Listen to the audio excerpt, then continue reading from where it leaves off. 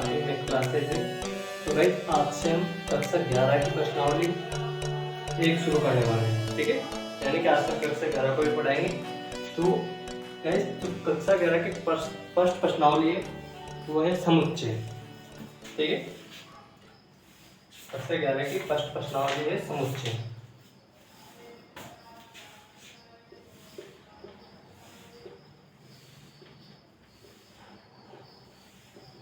समुच्चय, समुच्चय का अर्थ क्या होता है, तो मैं इसकी परिभाषा लिखवाता हूं।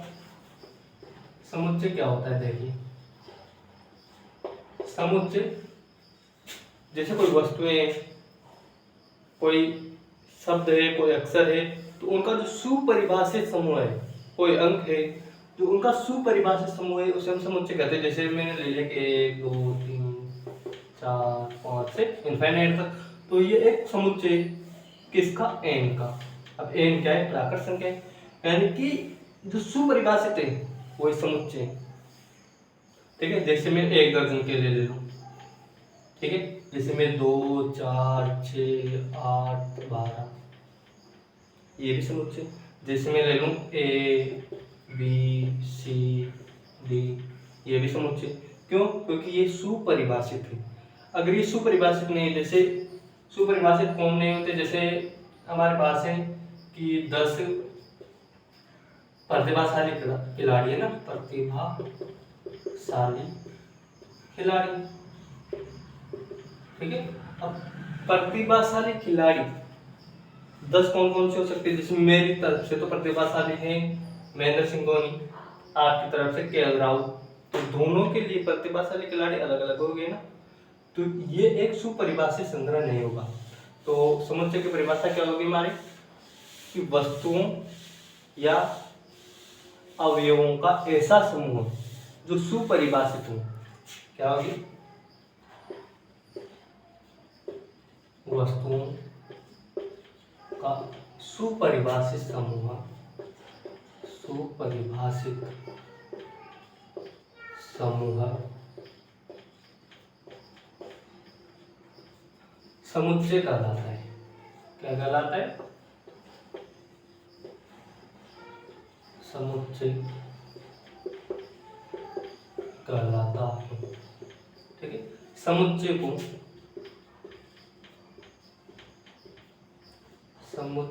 को सदैव अंग्रेजी वर्णमाला के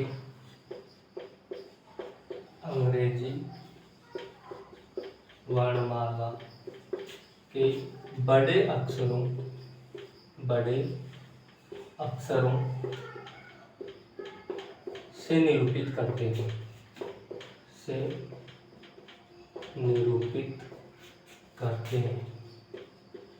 ठीक है। अब देखिए एग्जाम्पल, एग्जाम्पल के लिए मेरे पास कोई समुच्चय है, हमारे पास 2 4 या फिर जैसे सम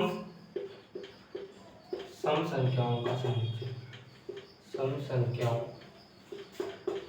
का समुच्चय। अब सम संख्याओं का समुच्चय में सम संख्याएं कौन कौन सी होती हैं? 2 4 6 8 से इनफाइनाइट। तो जो ये ए होगा ये हमारे पास क्या हो गया? सुपरिभाषित हो गया, ठीक है। 2 4 6 8 10 से ये इनफाइनाइट तक चलेगा, ठीक है। और जैसे एक उदाहरण है हमारे पास कि विश्व के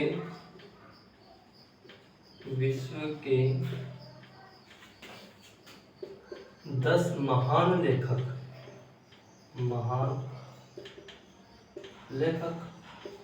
अब देखिए ये सुपरिभाषित नहीं है। क्यों? क्योंकि मेरी नजरों में जो महान लेखक है वो जैसे महादेवी वर्मा है, ठीक, और जैसे तुलसीदास जी है,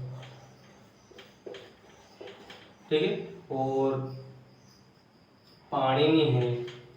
ये मेरी नजरों में महान लेखक है, लेकिन आपकी नजरों में और हो सकते हैं, जैसे कालिदास हो गए आपकी नजरों में जैसे और भी कई लेखक हैं, कबीर जी हो गए, ठीक है। यानी कि सबकी नजरों में अलग अलग इसका उत्तर हो सकता है। तो ये हमारे लिए सुपरिभाषित नहीं है, तो ये हमारे लिए क्या नहीं होगा, ये समुच्चय नहीं। तो इसका आंसर क्या होगा, यह समुच्चय नहीं। क्यों नहीं है, क्योंकि सुपरिभाषित नहीं, और सभी की नजरों में इसका आंसर अलग अलग होगा। लेकिन जो ऊपर वाला है कि सम संख्याओं का समुच्चय, ये सुपरिभाषित है और सभी के लिए इसका आंसर सेम होगा। अगर आप अमेरिका में भी जाके पूछ लोगे कि सम संख्याएं कौन कौन सी होती है, तो वो भी ये बताएंगे 2 4 6 8 10 इनफिनिट है। किसी से भी पूछ लो, पाकिस्तान में जाके पूछ लो, वो भी ये बताएंगे, ठीक है। इंडिया के किसी भी कोने में जाके पूछ लो, वो भी ये बताएंगे। लेकिन अगर इस क्वेश्चन के बारे में आप विश्व में अलग अलग जगह जाकर पूछोगे, तो अमेरिका वाले तो अलग बताएंगे, पाकिस्तान वाले अलग बताएंगे, इंडिया वाले अलग बताएंगे, इंडिया में ही अलग अलग कोनों में अलग अलग बता देंगे, ठीक है। तो ये इसलिए सुपरिभाषित नहीं है, ठीक है। Pause the video and note it down. देखिए समुच्चय का निरूपण, हमने समुच्चय की परिभाषा पढ़ ली और उसका एक एग्जाम्पल भी देख लिया। अब हम पढ़ेंगे समुच्चय को किस तरह से लिखते हैं, लिखने का तरीका क्या है। तो समुच्चय का निरूपण, समुच्चय का निरूपण, समुच्चय के निरूपण में देखिए कि जो समुच्चय होता है, इसमें फर्स्ट में वही लिखा देता हूं कि समुच्चय को सदैव किससे दर्शाते हैं, अंग्रेजी वर्णमाला के, अंग्रेजी वर्णमाला के बड़े अक्षरों से, बड़े अक्षरों से, ठीक। सेकंड है समुच्चय के अवयवों को, समुच्चय के अवयवों को अंग्रेजी वर्णमाला के, अंग्रेजी वर्णमाला के छोटे अक्षरों, छोटे अक्षरों से निरूपित करते हैं, निरूपित करते हैं, ठीक है। और समुच्चय में, समुच्चय में अवयवों की पुनरावृत्ति, पुनरावृत्ति नहीं होती है।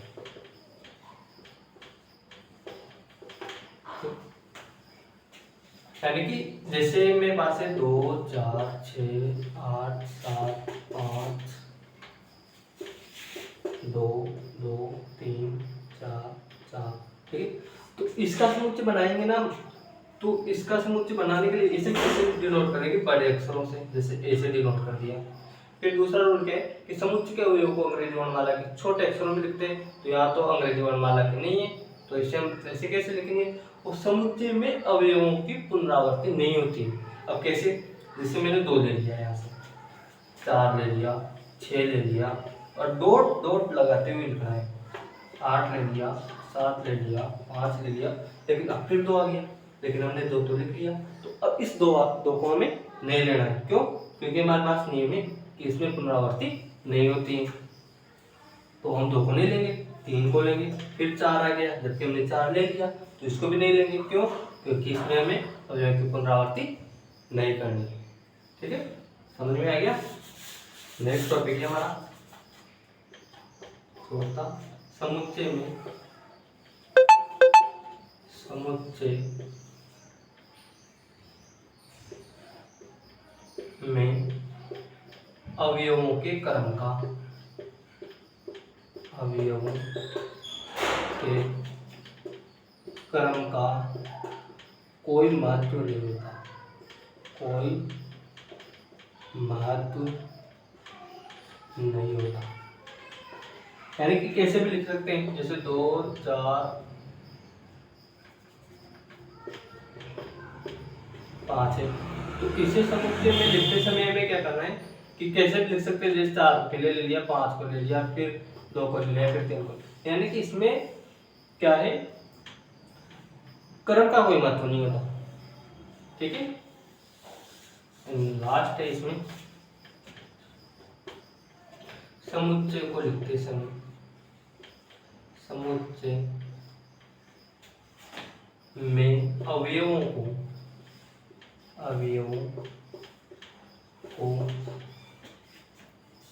ये डॉट है ना, यानी कि कोमा लगाते हुए, कोमा लगाते हुए मझले कोष्ठक में लिखते हैं। किसमें? मझले कोष्ठक में लिखते हैं। ठीक है, क्या करते हैं कि समुच्चय में अवयवों को डॉट लगाते हुए, यानी कि कोमा लगाते हुए मझले कोष्ठक में लिखते हैं। कौन से कोष्ठक में? मझले कोष्ठक। तो देखिए इसका प्रश्न क्या होगा कि समुच्चय को सदैव अंग्रेजी वर्णमाला के बड़े अक्षरों में लिखते हैं, इसके अवयवों को छोटे अक्षरों में लिखते हैं, और समुच्चय में पुनरावृत्ति नहीं होती है, और इसमें क्रम का महत्व नहीं होता है, और इसे डॉट डॉट लगाकर मझले कोष्ठक में इसके अवयवों को लिखा जाता है। ठीक है, pause the video and note it down.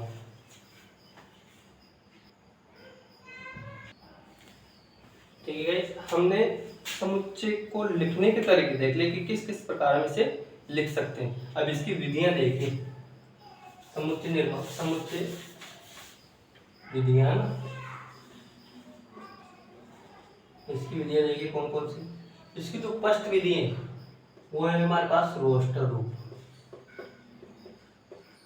Roster रूप जिसे हम सारणीबद्ध रूप भी कहते हैं। क्या कहते हैं? सारणीबद्ध रूप। सारणीबद्ध रूप, और अंग्रेजी में इसे क्या बोलेंगे? Tabular, tabular form. ठीक है, टेबुलर फॉर्म है ना। अब देखिए इसके अंदर जो रोस्टर रूप होता है, इसमें क्या करते हैं? रोस्टर रूप में, रोस्टर रूप में समुच्चय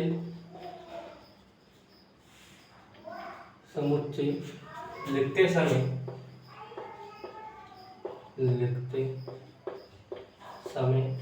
अवयवों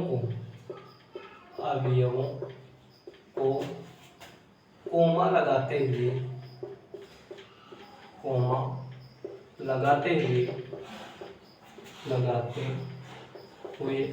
मझले कोष्ठक में लिखते हैं।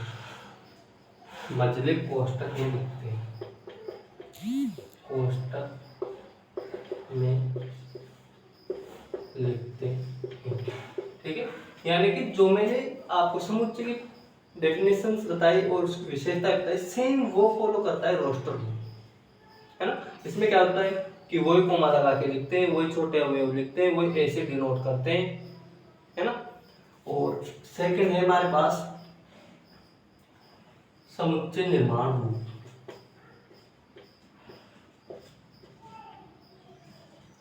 समुच्चय निर्माण रूप जिसे हम सेट बिल्डर फॉर्म कहते हैं। अंग्रेजी में क्या बोलते हैं इसको? Set builder form. इसके अंदर क्या करते हैं? इस विधि में, इस विधि में जो अवयव होते हैं, अवयवों के गुणधर्म लिखे जाते हैं। गुणधर्म लिखे जाते हैं।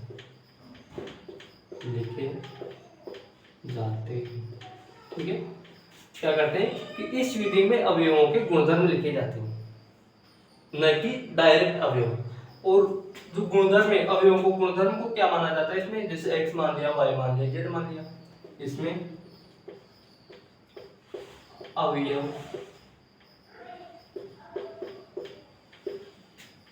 अवयवों को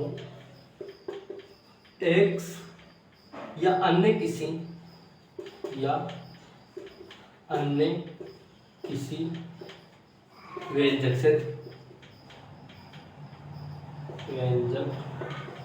से निरूपित करते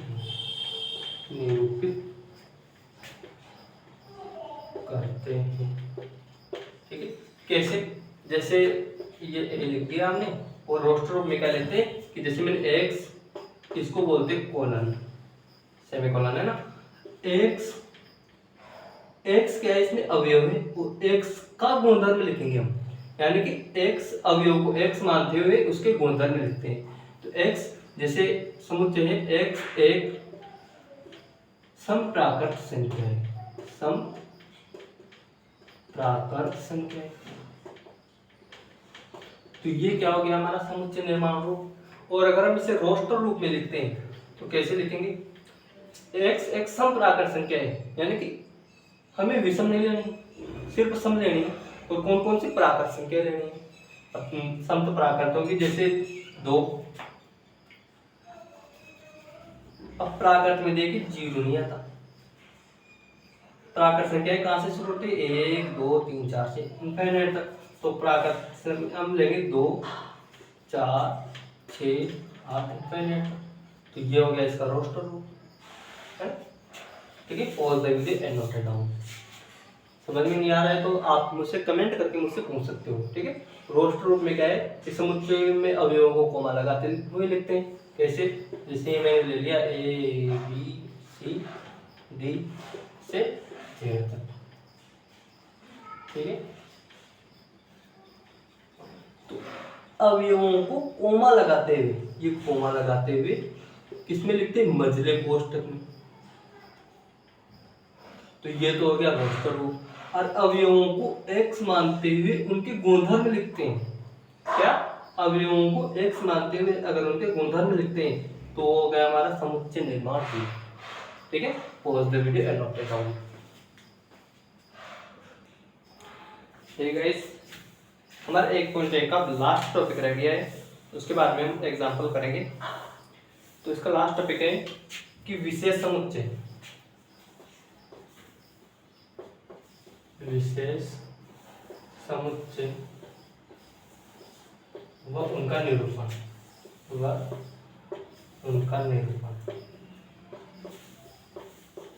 ठीक है। तो जैसे हमारे पास जो फर्स्ट समुच्चय है वो है n। तो n क्या है, इसे लिखने का तरीका, इसे डिनोट किससे करेंगे? n से।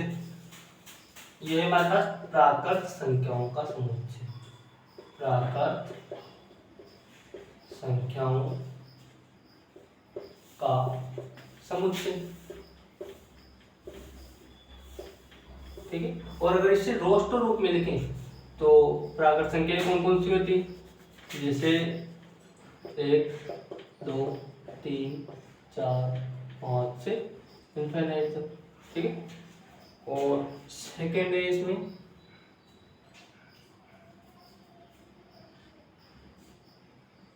W, पूर्ण संख्याओं का समुच्चय, ठीक है। कौन सा? पूर्ण संख्याओं का समुच्चय। थर्ड है इसमें पूर्णांकों का समुच्चय, पूर्णांकों का समुच्चय, ठीक है।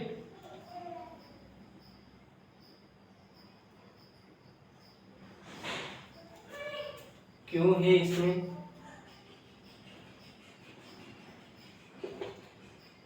क्यों है इसमें? परिमेय संख्याओं का समुच्चय, परिमेय संख्याओं का समुच्चय। और P क्यों लिख लिया हमने, एंड इसमें लास्ट है हमारे R, वास्तविक संख्याओं का समुच्चय, वास्तविक संख्याओं का समुच्चय, ठीक है। n प्राकृत संख्याओं का समुच्चय, w पूर्ण संख्याओं का समुच्चय, z पूर्णांकों का समुच्चय, q परिमेय संख्याओं का समुच्चय और r वास्तविक संख्याओं का समुच्चय। तो अगर इसके हम प्लस लगाते हैं तो धन वास्तविक संख्याएं, धन परिमेय संख्याएं, धन पूर्णांक संख्याएं, धन प्राकृत संख्याएं और धन पूर्ण संख्याएं, ठीक है। यानी और माइनस लगाते हैं तो ऋण आ जाएगा। तो ये हमारे कुछ इंपॉर्टेंट समुच्चय जो हमारे इस प्रश्नावली में काम आएंगे, ठीक है। Pause the video and note it down. देखिए गाइस, हमारा इसका फर्स्ट उदाहरण है कि समीकरण x² + x - 2 बराबर 0 का हल समुच्चय रोस्टर रूप में हमें लिखना है। किस रूप में? रोस्टर रूप में। तो इसका हल देखिए, इसका हल हमारे पास है, हमें क्या दे रखा है, x² + x - 2 बराबर। अभी कौन सी समीकरण है? द्विघात समीकरण। अब ये द्विघात समीकरण है तो इसे देखिए हल करने की कई विधि, जैसे तो श्रेणीधाराचार्य विधि है ना, एक गुणनखंड विधि है और एक पूर्ण वर्ग विधि है, ठीक है। तो ये 3-4 विधियां हैं जिससे हम इसे हल कर सकते हैं। तो हम इसे गुणनखंड विधि से हल करेंगे। देखिए कैसे। अब गुणनखंड विधि में हल करने के लिए क्या होता है, जैसे इसको a मान लिया, इसको b मान लिया और इसको c मान लिया। अब a तो इसमें क्या है, x के आगे है जो, b भी x के आगे जो, और c है अचर संख्या है, ठीक है। अब देखिए इसमें क्या करते हैं कि जो b है उसके टुकड़े करते हैं। ग्रीन पेन से लिख लेता हूँ, आप उतार लेना, मोस्ट टॉपिक ये b है, इसके टुकड़े करते हैं। अब टुकड़े कैसे करने हैं कि जोड़ने पर तो हमारे पास वापस b आए और गुणा करने पर c आए, यानी कि इसके 2 टुकड़े कर रहे हैं, ठीक। तो क्या करना है कि अगर प्लस करते हैं तो हमारे पास वापस b आता है, और अगर इनटू करते हैं गुणा, है ना, यानी कि अगर इनटू करते हैं तो हमारे पास क्या आता है, c आता है। b के टुकड़े कैसे करने हैं, अगर जोड़ करते हैं तो वापस हमारे पास b आना चाहिए, और गुणा करते हैं तो हमारे पास क्या आना चाहिए, c। अब देखिए हमारे यहाँ पर 1 है, क्या है 1, b बराबर 1 है ना। तो 1 के टुकड़े करने में, अब 1 के टुकड़े कैसे करने हैं कि जोड़ने पर तो वापस 1 आए और गुणा करने पर c, यानी कि -2 आए, है ना। तो गुणा, अब मैं जैसे अगर -2 × 1 ले लूँ तो ये भी 2 हो रहा है गुणा करने पर माइनस का, लेकिन अगर -2 में से +1 जोड़ता हूँ तो -1 आता है, लेकिन ये तो प्लस का है। तो हम क्या करेंगे, 2 तो प्लस के लेंगे और 1 माइनस का लेंगे। अब देखिए 2 को अगर 1 से गुणा करता हूँ तो -2, और ये 2 में से 1 माइनस किया तो 1, यानी कि जोड़ने पर तो वापस 1 आ गया और गुणा करने पर c, ठीक है। तो मैंने इसका डिवाइड किया तो x² तो इसका कैसा +2x - x and -2 बराबर 0।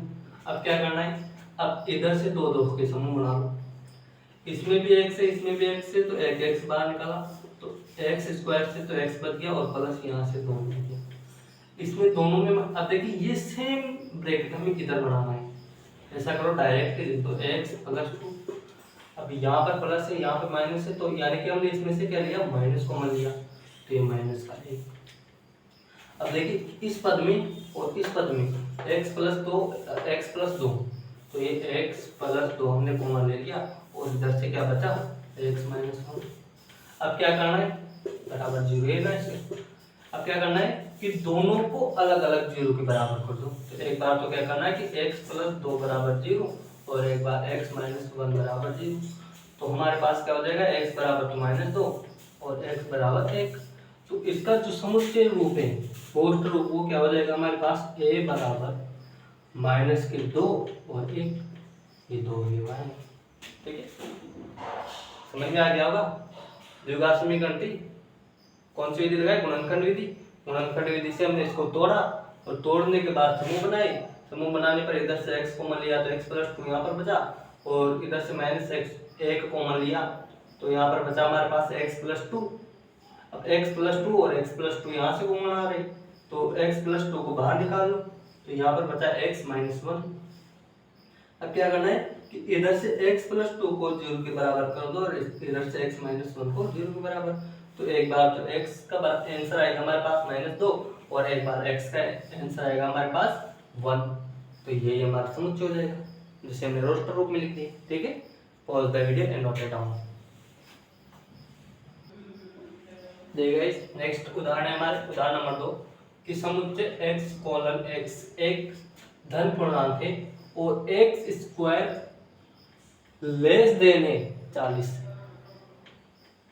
तो इसको किसी में रोस्टर रूप में लिखना है। अब धन पूर्णांक कौन कौन से हो गए, जैसे धन पूर्णांकों में 1 आ गया, 2 आ गया, 3 आ गया, 4 आ गया, जैसे इनफाइनाइट तक, है ना। लेकिन हमें क्या लेना है सिर्फ कि जिनका स्क्वायर करने पर 40 आए। तो जैसे 1 का स्क्वायर 1, 2 का स्क्वायर 4, 3 का स्क्वायर 9, 5 का स्क्वायर 25, 6 का स्क्वायर 36 एंड 7 का स्क्वायर 49। लेकिन 7 का स्क्वायर तो 40 से बड़ा हो गया, तो हम 7 को नहीं लेंगे। तो कहाँ तक लेंगे, सिर्फ 6 तक लेंगे। तो इसका जो समुच्चय निर्माण रूप होगा, है ना, सॉरी रोस्टर रूप, वो देखिए क्या होगा। जैसे a बराबर 1 का स्क्वायर 1, 2 का स्क्वायर 4, 3 का स्क्वायर 9, 4 का स्क्वायर 16, 5 का स्क्वायर 25, 6 का स्क्वायर 36 और अब 7 नहीं लेंगे। क्यों, क्योंकि 7 का स्क्वायर तो हमारे पास 40 होता है, लेकिन हमारे पास कंडीशन है कि x² less than equals to 40। तो हम यहाँ पर सिर्फ और सिर्फ 6 तक लेंगे। ये हो गया इसका रोस्टर रूप। आ गया ना समझ में। 1 का स्क्वायर करो, 2 का स्क्वायर, 3 का स्क्वायर, स्क्वायर करते जाओ। कहाँ पे डटना है, जहाँ पर इसका स्क्वायर हमारे पास 40 से छोटा आ जाए, 40 से बड़ा नहीं होना चाहिए और ना ही बराबर होना चाहिए। अगर यहाँ पर ऐसे आ जाता है बराबर, तो हम बराबर ही ले सकते थे, लेकिन हमें सिर्फ छोटा ही लेना है। ठीक है, अब देखिए समुच्चय A, उदाहरण नंबर 3 हमारा कि समुच्चय A 1, 4, 9, 16, 25 से डेस, यानी कि ये अनंत तक चल रहा है, अनंत तक चल रहा है, तो इसे हमें इनफाइनाइट तक चलाना है। ठीक है, तो देखिए नेक्स्ट उदाहरण है हमारा समुच्चय 1, 4, 9, 16, 25 से ये इनफाइनाइट तक चल रहा है। इसको हमें क्या करना है, समुच्चय निर्माण रूप में लिखना है। अब देखिए जो ये कंडीशन है, आपको इसमें कोई विशेष प्रोसेस दिख रही।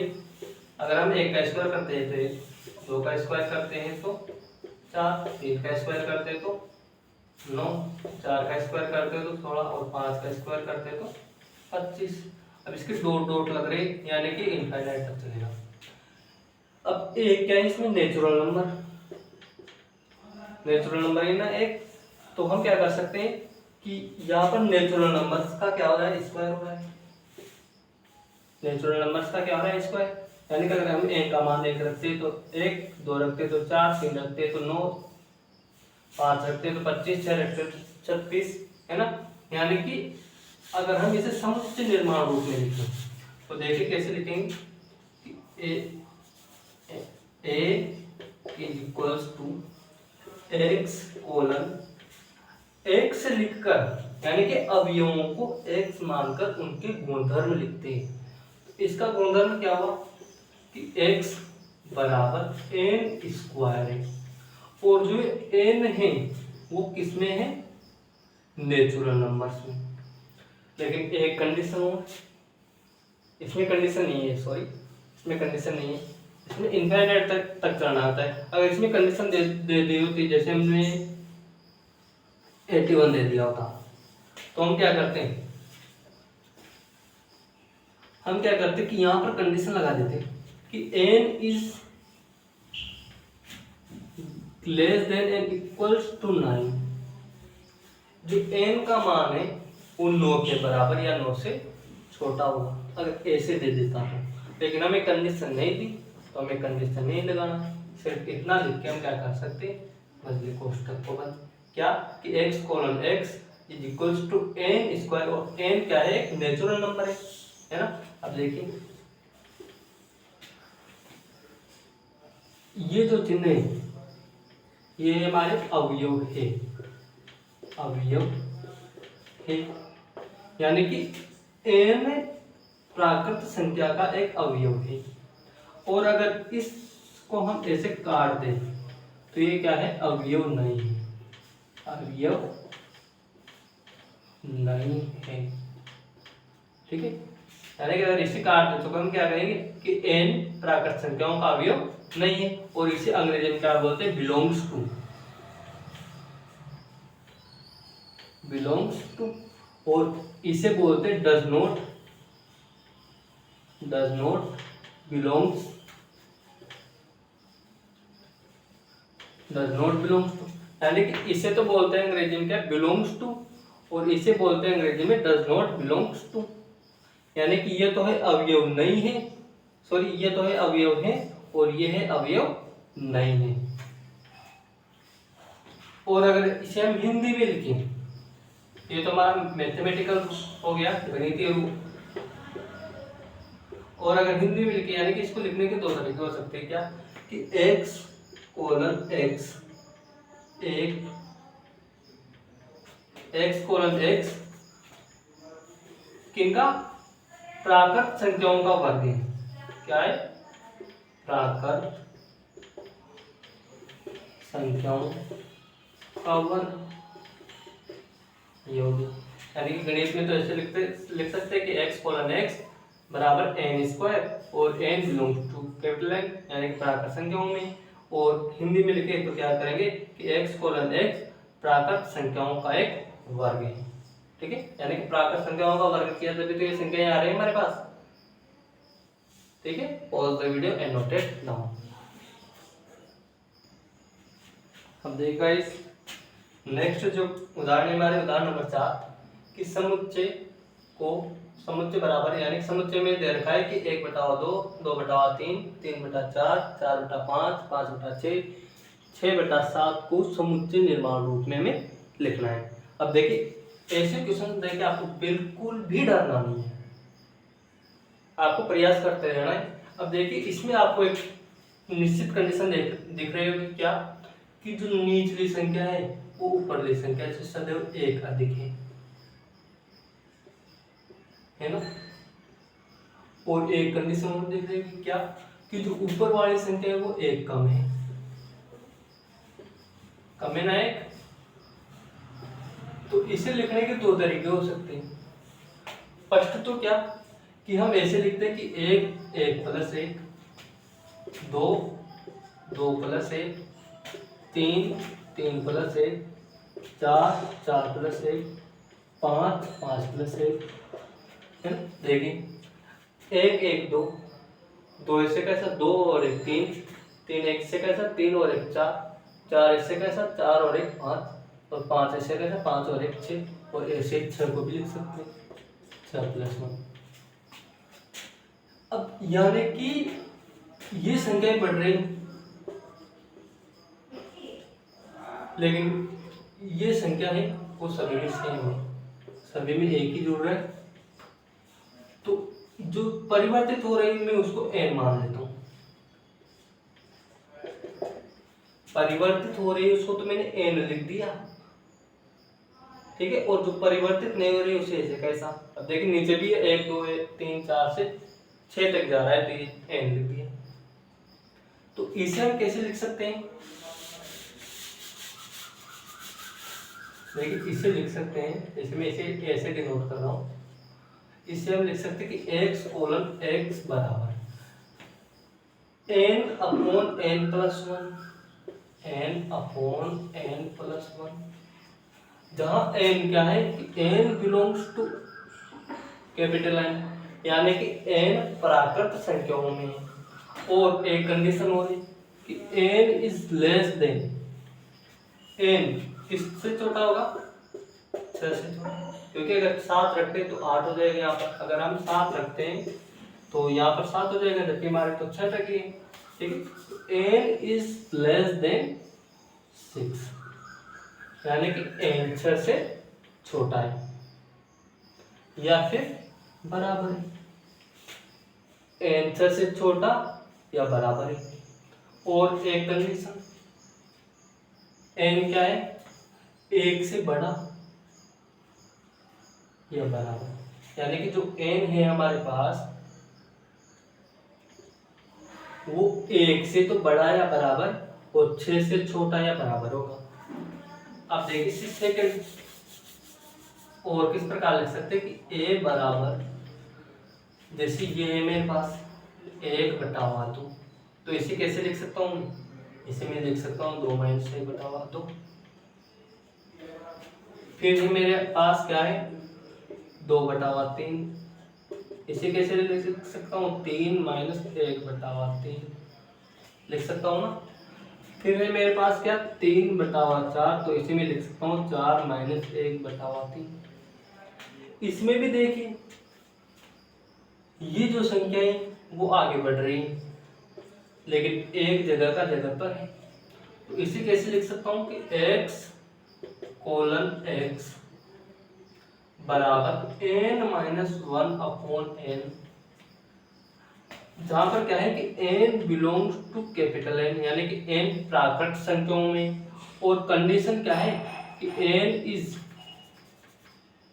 अब n क्या है यहाँ पर 2 से शुरू हो रहा है, तो हम क्या करेंगे कि 2 से तो बड़ा या बराबर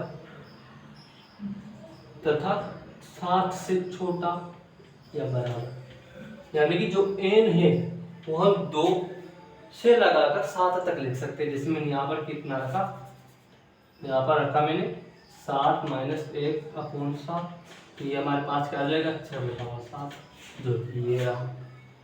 ठीक है, समझ में आ गया होगा आपके, तो उतार दीजिए pause the video and note it down. ठीक है, लास्ट उदाहरण हमारा उदाहरण नंबर 5, जो क्या है इसमें मिलान चिन्ह करना है, रोस्टर रूपों में समुच्चय निर्माण रूप से मिलाना है। अब देखिए इसमें क्या है, फर्स्ट जो है हमारे इसमें PRINCAL प्रिंसल। अब ये कोई अंक तो है नहीं, तो इनमें से तो कोई होगा नहीं, इसमें क्या है दिया आएगा कैसे, इसमें शब्द हमें प्रिंसिपल दे रखा है। अगर हम इसका रोस्टर रूप बनाते हैं तो देखिए कैसे बनेगा, PRINC, अब आई यहाँ पर भी और यहाँ पर भी, तो सिर्फ एक बार लिया और ले लिया हमने, फिर पी भी यहाँ में और यहाँ पर भी है तो एक बार ले लिया, फिर ए और ये एन सेम यही है, तो हम क्या करेंगे कि फर्स्ट को मिला देंगे लास्ट से।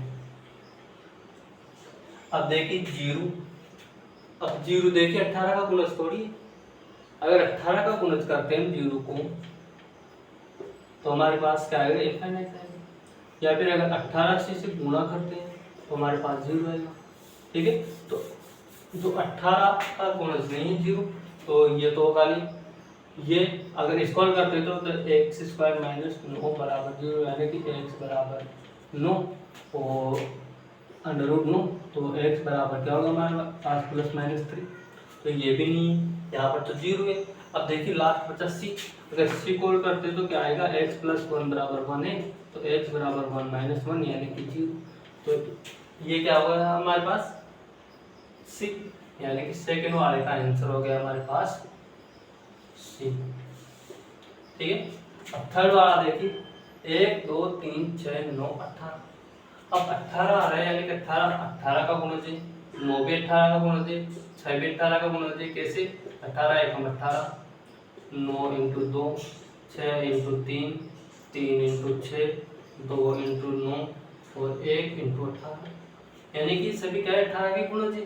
तो हम क्या करेंगे थर्ड को मिला देंगे फर्स्ट से, ये हमने 3 नंबर को मिला दिया फर्स्ट से। ठीक है, अब लास्ट बचा हमारे पास 3 - 3, जो कि हमने यहाँ पर लिख दिया, कैसे एक बार और हल करके बता देता हूँ आपको। हमारे पास क्या है यहाँ पर x² बराबर 9, सॉरी x² - 9 है ना, x² - 9 बराबर 0। अब x बराबर x² बराबर 9, अब ये स्क्वायर है तो इधर आते हैं रूट में, यानी कि x बराबर √9। अगर कोई भी संख्या रूट में होती है इससे निकालते वक्त उसके क्या लगाते हैं +-3, यानी कि x का मान हमारे पास हो गया 3 और -3, तो ये हो गया। तो इसको मिला देंगे हम किससे, b से। ठीक है, समझ में आ गया होगा। ये प्रिंसिपल है, ये इसका हल है, और ये 18 के गुणज, और ये इसका। ठीक है, pause the video and note it down. और गाइस हम इसी तरह क्या करेंगे कि पहले जैसे 1.1 पढ़ रहे हैं तो 1.1 के जो संपूर्ण फॉर्मूले है वो लिखेंगे, फिर 1.2 के, फिर 1.3 के, उसी प्रकार 2.1 के, 2.2 के, 2.3 के, यानी कि पार्ट बाय पार्ट चलेंगे हम। ठीक है, जैसे आज हमने 1.1 पढ़ ली, 1.1 के उदाहरण और उसके सूत्र लिख लिए। अब कल अगर हम 1.2 पढ़ते हैं तो कल हम उसके 1.2 के उदाहरण और उसके सूत्र लिख लेंगे। ठीक है, वैसे तो हम कल 1.1 के क्वेश्चंस पढ़ेंगे। ठीक है, pause the video and note down, और वीडियो को कृपया शेयर, सब्सक्राइब और लाइक करें।